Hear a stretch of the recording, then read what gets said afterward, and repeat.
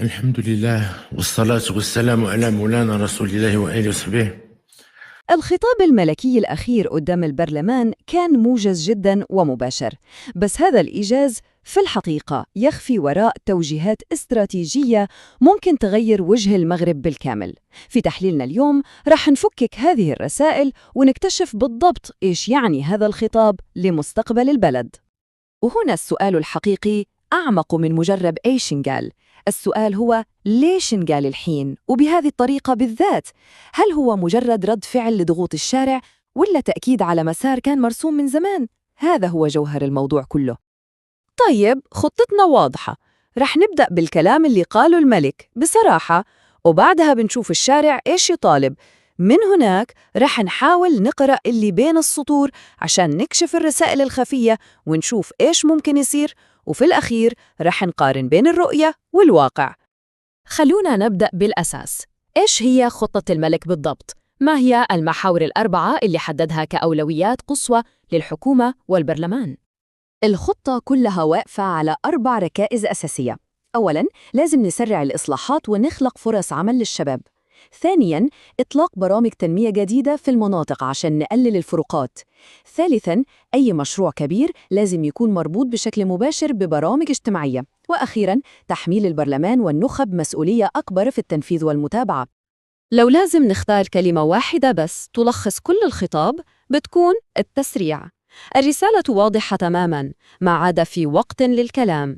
المطلوب هو تحويل الخطط هذه لواقع ملموس وبأسرع وقت ممكن. طيب، فهمنا إيش نقال، لكن الأهم من هذا هو ليش نقال الحين.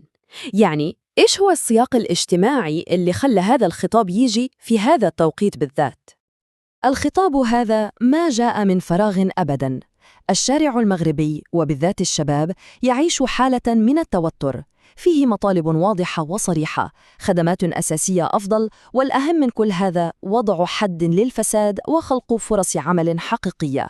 هذه هي الأصوات التي كانت الخلفية الحقيقية لهذا الخطاب، وهذا الشريحة بالذات تلخص التحدي كله. على اليسار نشوف الأولويات الاستراتيجية اللي يركز عليها الملك، يعني النظرة طويلة الأمد، وعلى اليمين نشوف المطالب اليومية والمستعجلة للمواطنين. الفجوة بين هذه الرؤيتين هي قلب المعادلة كلها. والآن خلونا ندخل في الجزء الممتع. ما رح نحلل بس إيش نقال، لكن كيف نقال، لأنه هنا بالضبط تكمن بعض أهم الرسائل. هذه نقطة جوهرية جداً. اللهجة ما كانت تصالحية أو كأنها رد فعل على الشارع أبداً، كانت لهجة دولة، لهجة مؤسسية وهادئة. والرسالة اللي وراها هي: نحن ما نتصرف تحت أي ضغط، إحنا ماشيين في طريقنا بثبات. والمفاجأة الثانية كانت في طول الخطاب نفسه. كان قصيراً بشكل ملحوظ، وهذا أكيد ما كان صدفة، بالعكس هو اختيار مقصود وقوي جداً. رسالة موجزة، عملية ومباشرة، كأنها تقول: خلص كلام، جاء وقت الشغل. إذن بعد كل هذه التوجيهات، إيش هي التداعيات العملية اللي ممكن نتوقع نشوفها على أرض الواقع؟ خلونا نفصلها.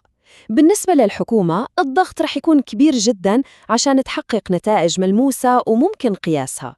السلطات المحلية من جهتها رح تحصل على تمويل وأولوية جديدة. أما الرأي العام فالحكم النهائي رح يعتمد على شيء واحد بس: هل هذه الوعود رح تتحول لواقع ملموس وبسرعة؟ والآن خلونا نحط كل شيء في الميزان. إيش هي نقاط القوة الحقيقية في هذا الخطاب؟ وين ممكن تكون التحديات أو نقاط الضعف؟ ما نقدر ننكر نقاط القوة. الخطاب يقدم رؤية استراتيجية واضحة جداً، ويركز على مبدأ أساسي ومهم هو العدالة الاجتماعية والمجالية.